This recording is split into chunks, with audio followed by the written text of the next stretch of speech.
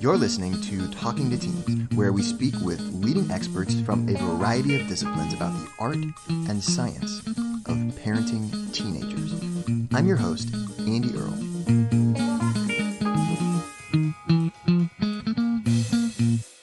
We're here today with Dr. Anita Collins talking about music and how music affects your teenager's brain and how you can use music to help your teenager develop some really important skills and abilities in their life.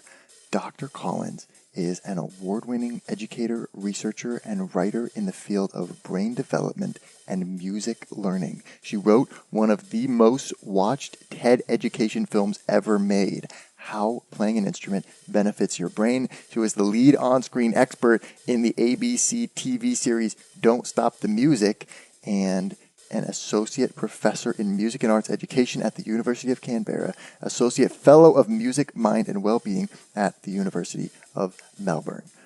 We're talking today about her new book, The Music Advantage: How Music Helps Your Child Develop, Learn, and Thrive. We're going to talk about how to get your teenager playing an instrument, what to do if your teenager wants to quit playing an instrument, which instruments are best, what types of music are best for teenage brain development, and what to do if you have a teenager who's really, really bad at music. All that and more is coming up today on the show. Dr. Collins, thank you so much for taking the time to be here. So, the book is called The Music Advantage: How Music Helps Your Child Develop, Learn, and Thrive. And this is not something you just kind of decided to write on a whim. You have been studying this topic for a while. So how'd you get into this field, and what made you think that you needed to write a book about it? It's a good question. I'm a music teacher by trade, basically, and I'm still a practicing music teacher, and I kind of use that word deliberately. I'm practicing what I believe is a craft and an art. Yeah. But I was also teaching at university, and I was doing teacher training. So getting all the teachers ready to go out to teach primary school and high school, middle school teachers. And I needed to do, as part of that, I needed to do my PhD. I needed to sort of complete that qualification. And I was given two pieces of advice. The first piece of advice, when I was picking my topic, was choose something that everybody's researched, like everybody's looked at, so that like there's so much stuff you can just pick and choose from what they've done, and then you can get your PhD. And the second piece of advice was choose something you will love at the end as much as you love at the beginning. And I thought about it, and I went, you know what, the thing that's going to make this the most exciting journey for me is choosing the harder one, which is choosing a topic that I'm going to love at the end. And I still do. I've kept studying it every single day since. But I looked around for the next new thing, and I kept reading, and I was waiting for that spark moment to go, this is what you should do. It's your hell yes moment. Right. And it came in a really strange way. I read an article that was written by someone who was a music teacher but also a neuroscientist, and he interviewed 4 other neuroscientists, and his question was, if you got to talk to some music teachers and you wanted to tell them something about your research, then what do you think they should know? Anyway, I read through, and I got to the end, and I was furious. I was just like, I don't need to know all that, right. But I have all of these other questions. And I took a moment and I said, maybe that's my hell yes moment. Maybe this is my thing to study. So it was a pretty, I now look back and go, wow, it was a very brave thing to do, because I hadn't studied neuroscience. I hadn't done science into university, but I was fascinated about what was happening inside the brain of my students. Yeah. And all it really was is I wanted to know how to be a better teacher for them. And if I figured if I understood their brain a bit more, then I could teach better. But I think I've learned so much more through the process about my own reading problems as a child, what I've observed with all of my students. So I still absolutely love it. And even before I get out of bed in the morning, I still read all my research alerts and I see what the newest thing out is. And it's just so exciting. You mentioned that this helped you sort of understand your own reading problems better. Was that one of the biggest insights that you gained from doing this research? Yeah, I think so. I was a struggling reader when I was younger, and I was one of those children who was very good at hiding that I couldn't read very well. Yeah. And I had all these tricks, and I'm sure there's lots of parents out there that have seen their own children go through these own tricks. Yeah. I think mine was a bit worse because my mum was a specialist reading teacher. She helped kids who couldn't read very well learn how to read. And here I am as her firstborn child, not being able to read very well. So it helped me understand how I got over that problem, because my life seemed to change when I learned how to play the clarinet, but even more than that, when I learned how to read music. And something changed in my reading, and that changed the whole trajectory of my life. If I had stayed a poor reader, I would be doing very different things now. Yeah. So I really wanted to answer that question, but I didn't figure that question out until I was about 2.5 years into my PhD, when I went, oh, maybe I'm trying to answer this question. Yeah, right. So then, for parents of teenagers, is that like, are teenagers with reading problems, is that too late for music to help work for them to, improve their reading through music? Or is that, because you mentioned in the book there's kind of like a sensitive period for that earlier in life. So by the time your kids get to 12, 13, 14, is it too late for music to help out with that? The fantastic answer is no, it's not too late at all. It's actually never too late ever. We can do it all the way through our lives. And this is how quickly the music how quickly the research is moving. It is, even since writing the book and even starting my research, we're moving so quickly to understand how music helps with all sorts of issues all the way through life. And one of the best research stuff that I've seen for teenagers, because I'm a high school teacher, so I'm fascinated particularly by them. Okay, yep. And really, really interesting is that kids who haven't played music at all and start when they're 14 and they had reading issues, improved their reading right up to, so they were exactly the same as their peers after about 3 years of learning. And that's changing a life. Wow. That's changing a trajectory of a life, to say you're going to finish school and maybe go into college or go into work, but you're going to be a confident reader. And I think reading is a skill for sure, and it's important for life, but actually there's a lot more related to it. And I learned it as a child, that you identify yourself as a type of learner by how well you can read. And I didn't feel great as a learner. I didn't feel confident. I didn't feel like I was smart, all those things that come into it. And the longer it goes on, teenagers will really, really experience it too. And there's a lot more going on for them. So the wonderful thing about music learning is we now know it can change kids' lives into teenagehood, but also into adulthood as well. And it has such an amazing impact all the way through. So one of the other parts of that research I might mention is they found that while their reading levels improved, one of the biggest changes in their brains was their decision-making skills. So they started making really much better decisions for themselves and for their peers, and understanding, risk-taking and all this sort of other stuff through learning music. It helped them develop that part of their brain. Now, I don't know about you, but the teenagers I teach, I am super happy if they've got the best decision making they can possibly get. We can all in order on board to do all the things yeah.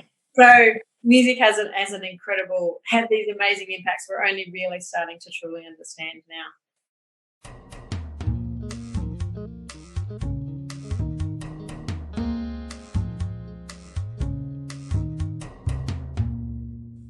So how is that, or how does that work? Why is it that learning to play an instrument, which seems totally different from, reading and literacy and decision making, how is it that it's related to all these other positive traits? Yeah. Well, the first one related to literacy and reading is we now understand that music processing and language processing are what's called an overlapping neural network in our brain, meaning we use the same part of our brain to do those what seem like quite different tasks on the outside. So if you're struggling with your language processing, if you go over sort of to a different part of the brain and improve music processing, the brain kind of goes, oh, hang on a second, this is the same pathway. I can get better at doing the language processing. So that's a really simple answer in that it's the same part of the brain doing almost the same task when it comes to language and music. The decision-making one's fascinating because decision-making relates to something called, I don't know which word you'd use, but it's either impulse control or inhibitory control. It's basically not getting distracted by something, not making a decision on a whim or on an impulse and just going, oh, I just feel like this now, which is very much what teenagers do. They're driven by emotions.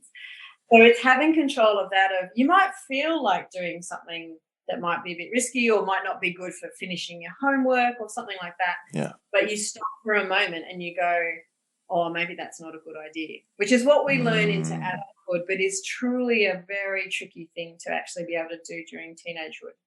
So that's part of it. And then being able to understand a consequence. You know, if I go and do this now and I don't finish my homework and I have to go and turn up to my class tomorrow, what's the consequence of what I choose to do now with what happens tomorrow? And again, teenagers tend to be able to see over the next 10 minutes. And being able to see if I do something this afternoon, it has an impact tomorrow. That is the decision-making skills. So it has a lot of different components in it. And the thing about music is it's to play a musical instrument in particular, it's a discipline. You have to do a little bit every day. And it's actually, you have to try really hard every single day, and you get it wrong more than you get it right, but you sort of see a long-term goal. And that's the kind of crossover area where teenagers go, if I practice today, when I go to rehearsal tomorrow, I'm going to be able to play this part.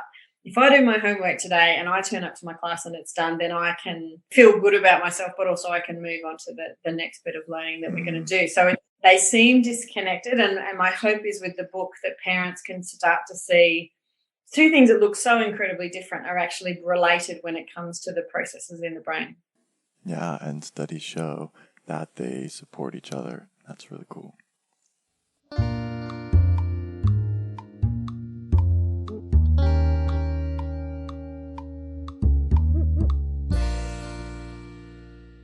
So that sounds really good.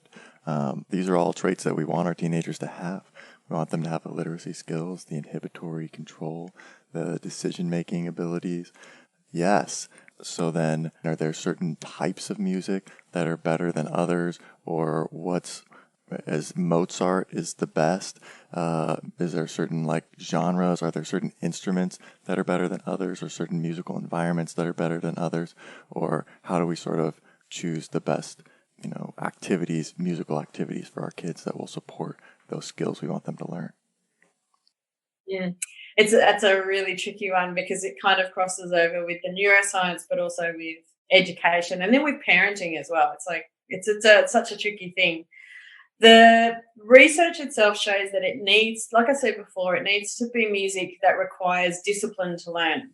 Okay. So it can't be music that we can do easily and quickly. So a lot of the time, teenagers are great at it. They'll pick up a ukulele and they'll learn how to play the 3 chords that you need to play a song, and then they'll be able to make a song.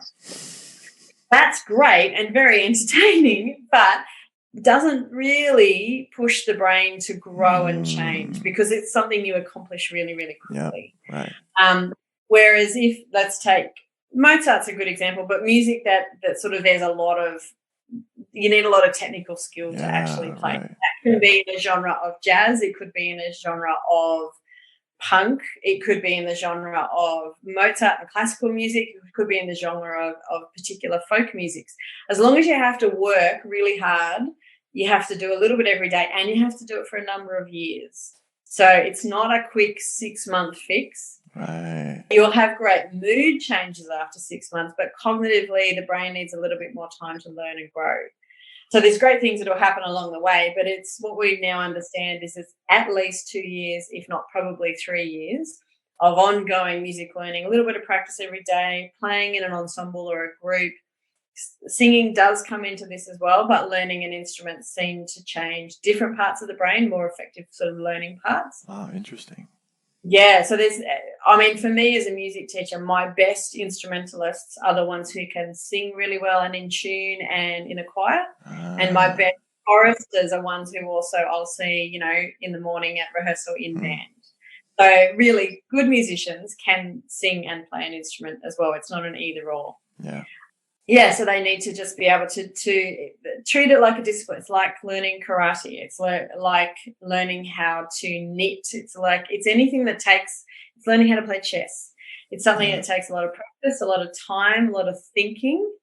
The great thing about music is mostly along the way, it's a lot of fun. It just feels like a fun thing to do. So you don't realize it, but you're growing your brain while you're doing a fun and social activity that is again really important for teenagers, that they get those positive social signals from their other peers about the things that they do together and the music that they make together. So it's very, very important.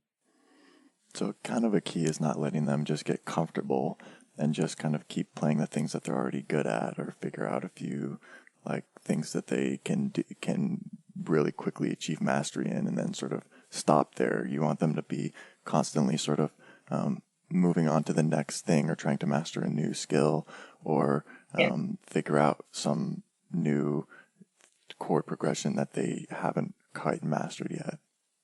The term I use in the book is being comfortable with discomfort. So sitting always on the edge of what they can do, or doing something new they've never done before, but being comfortable in that place of going, I don't quite know what I'm doing, but I'm going to give it a try anyway. Yeah. And we know that teenagers a lot of the time will run away from that quite significantly. Right. They don't not many adults like discomfort either, but we need to deal with it to be grown-ups. But teenagers really aren't comfortable in that space. So part of what music learning and music teachers can provide is a language around that discomfort. How does it feel? Where does it live in your body? What does your brain think, or what's going on in your head when you're being uncomfortable? What do you physically want to do? Do you run away? Do you want to run away? Do you want to hide? And as soon as I've worked with my teenagers to work with them to go, let's get some words around this, they can now stop and say, I'm wanting to do this. I know it's not the right thing to do, but I'm really struggling with my body because I can feel that all my skin is tingling. One of them, she has tingly skin, but she can identify it all, so she knows when it's happening. And so when she knows when it's happening, she gets more control over what's taking over her body, but also how she reacts to it. And that's again, getting control over that is really important as a teenager, because that travels through life with you, that skill. It's not like we complete school, or we go out of our teenage years into our adult years and everything's fine. We meet a huge number of challenges, and the better we can understand our brain and our body and how it's dealing with discomfort, the better we can deal with all the other things that go along with it. I think you asked me a question before about how do you choose the right music or the right instrument. I think the right music is about something that's hard. The right instrument's a tricky one. Yeah. Because they have done research and they've found different brain development due to different instruments, which makes total sense. Sure. But there's no better or worse necessarily. And a lot of it as a music teacher has to do with what instrument does that teenager just want to get their hands on and play. Yeah, right. And for some kids it's a piano, and other kids it's an electric guitar, and other kids it's a accordion. It doesn't matter what it is. As long as they love either the sound of it or the feel of it or the look of it or all of those things, right. I think that's the most important thing. So they need to be able to give them the opportunity to get onto these instruments and play them and see which one they go, oh, this is great. And I love seeing it on a 14-year-old's face when they go, this is the one for me. I love trombone. That's what we want to see. And that will carry them through all the other stuff that's coming later, which is the discomfort and the frustration and I don't want to practice today and all that stuff. It'll pull them through that part to going, you know what, I really do love this instrument. Yeah, there needs to be that excitement there to get them through the 3 years of struggling. Yeah, exactly.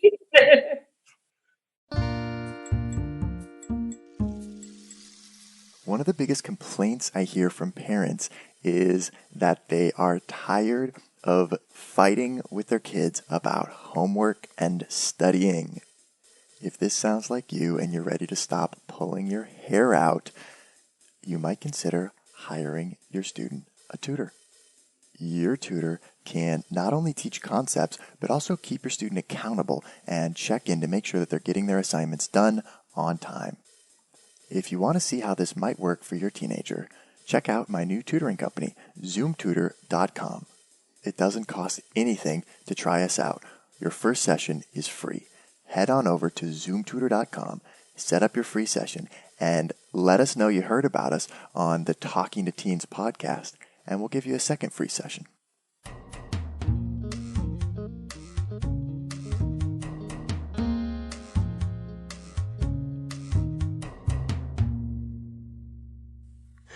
So then what do you do if they sort of are giving in to the temptation to not practice and to be in the place of like, oh, this is hard, this kind of sucks right now?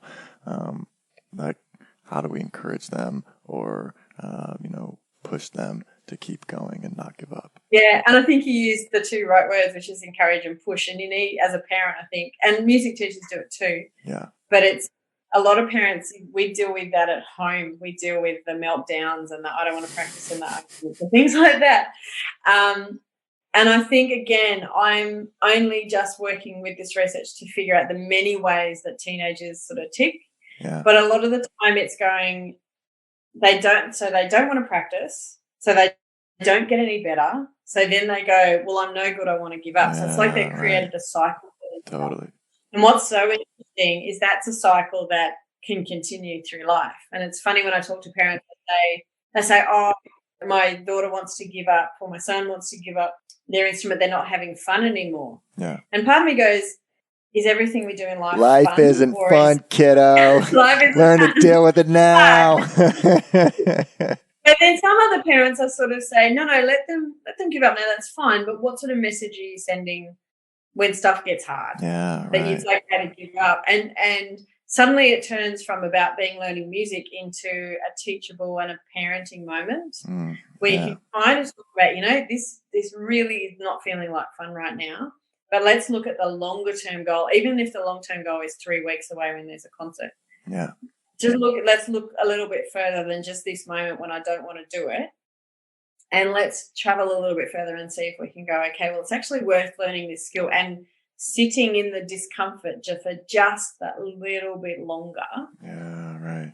And so that we can actually get to the bigger goal. And again, that's something we have to do in life. We can sit in jobs and relationships and things and we're not comfortable, but it's not the right decision to leave at that point in time because we need to work on it. We need to get to that next bit. And I think it's an opportunity to have that conversation, to start having language about it.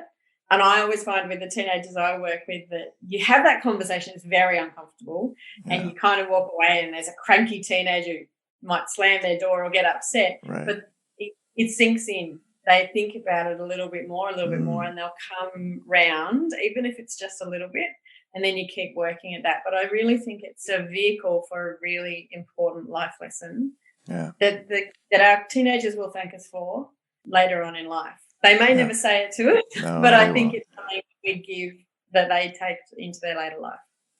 And so it strikes me that then it's important to have whatever that thing is, like that you mentioned, hey, the concert in 3 weeks or the show, the recital, whatever, the talent show that you're getting ready for, just some sort of thing so that it's not just playing the instrument.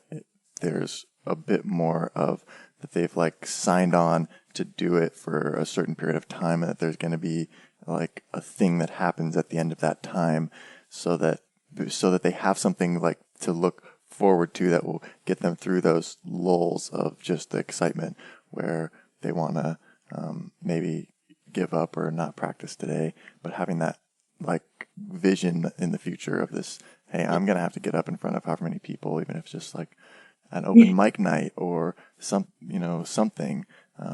It strikes me, it's important to.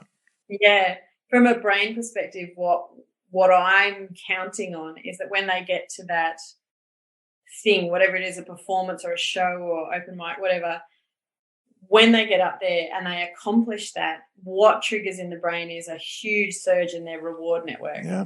And our reward network is the one that goes, that was great, let's do that again. Yeah, right. And that's what I'm banking on, that they will have that experience and they'll kind of forget about all the hard days and the days they didn't want to practice, because that reward network activation is so overwhelming and we love it. These are the moments we remember in life. Yeah. And I know they're going to have that. And all my job is, as a parent or a teacher, is to get them from their low point now to that point where I know that their reward network's going to just do all my work for me. Yeah, right. And so kind of making that arrangement with them ahead of time even, or that, yeah, okay, I'll pay for some lessons or we'll get you an instrument, but we got to sign you up for something. There's got to be, you're not just going to be playing around in the basement when you feel like it. We got to agree that in 6 months you're going to do whatever, and then, just that there's a little bit more of a one of those big events on the calendar. Yeah, some sort of accountability, something that holds them to account for. Yeah, especially if there's other kids involved that are counting on them. I mean, that's one of the strongest things. As we know, their peers are going to pressure them for you, So if you get them into a group where other kids are counting on them, then it's like you don't have to be pestering them about, hey, you need to practice today. Hey, remember you didn't practice today. They're begin to feel like pressured to because their friends are counting on them too. Absolutely.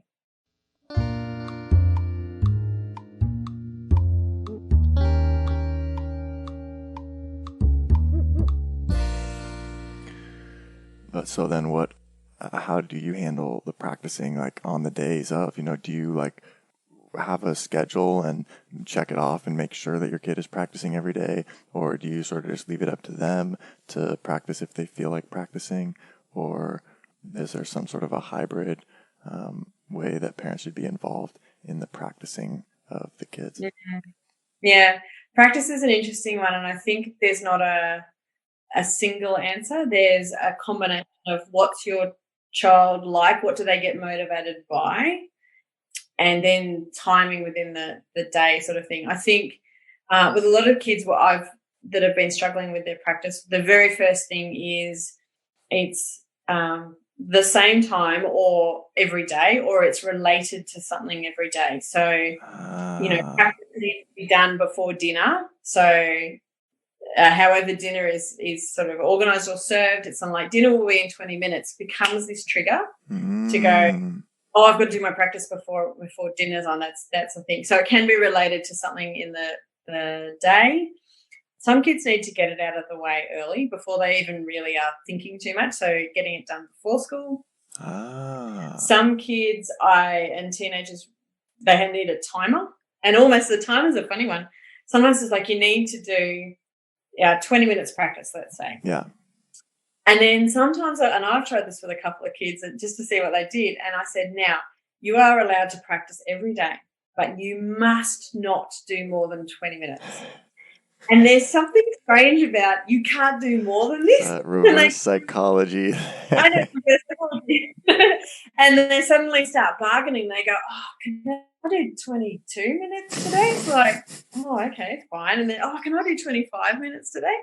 And then, so there's a funny reverse psychology you can do, I think, with some kids. If it works really well, it sort of pushes them to do, it's like when you put a timer on anything, suddenly we do things faster. Some kids work with a fear of failure, and it can actually be a really productive teaching mechanism to sort of say, do you want to perform well at the recital? How would you feel if you didn't perform up to your own standards? That's a tricky one because some kids respond really well to it and it pushes them to practice, and then some kids have a fear reaction. So that's one parents can pick. They can pick their own kids and how they react to things. I think it's also really important to say, instead of doing a practice every day, say you need to do 5 practices this week of this length. You can decide when they happen. Yeah. And what's really funny is either kids will do what they do with assignments, which is leave them to the last minute Yeah, we're gonna do and then try 5 and on do like an Friday. hour's practice in one day. Yeah. Or some kids will go, and it's usually, I find it's very similar to how they approach their schoolwork. Some kids will go, I want to get out of the way really soon, so they do it all at the start of the week. It's not the most it should be sort of like exercise. We should try and do something every day. But if you just, because I always think about it that we are not just teaching about practicing, we're teaching about routine keeping and habit making. Right. And again, habit making is a really adult skill.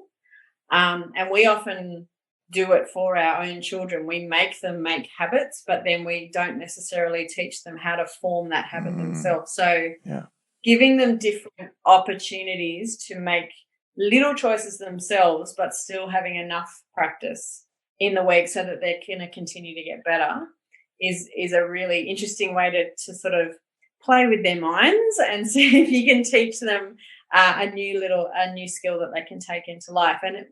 And you won't probably get it the first time either.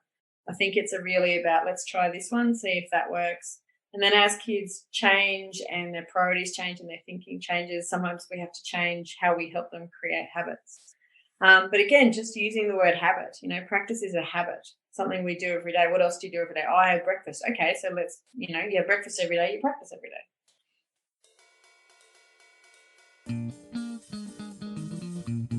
We're here with Dr. Anita Collins talking about how music affects the teenage brain.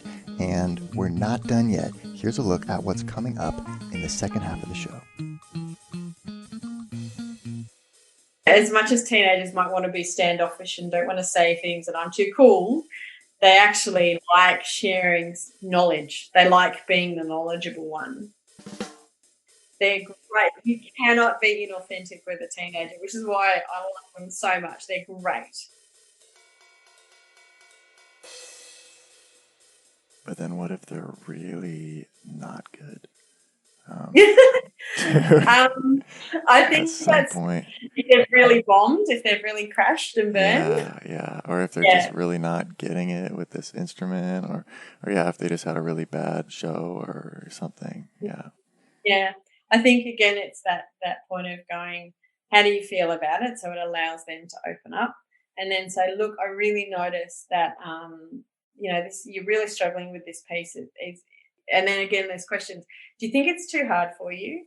Or, has your teacher reached too high to try and get you to do the next piece? Or do you think it's a combination of, it's a bit of a stretch, but also you sort of might need to change the way you practice with it? How much is your teacher helping you? What have they said? And I always like closing the triangle around the child, the teenager, with the parent and the instrumental teacher and the child themselves. So you can't have a teenager telling their instrumental teacher one thing and then telling their parent another thing. It's kind of like, no, we're in a triangle here. And having conversations with the teacher is really good too. Even just saying, look, how do you think my son is going? What do they really need to work on? What are the biggest sticking points they've got? What are their greatest strengths? It's very similar to when we have an interview with their science teacher or someone like that. Sure. And what can I do? And I think if someone says you just need to support them, I don't think that's good enough. I think we need to say you need to support them by doing this. It has to have that extra bit on the end that says, what's one thing I can go away and do that could help? Want to hear the full interview? Sign up for a subscription today. You get unlimited access to all the interviews I've conducted. It's completely affordable, and your subscription helps support the work we do here at Talking to Teens. Thanks for listening. I'll see you next time.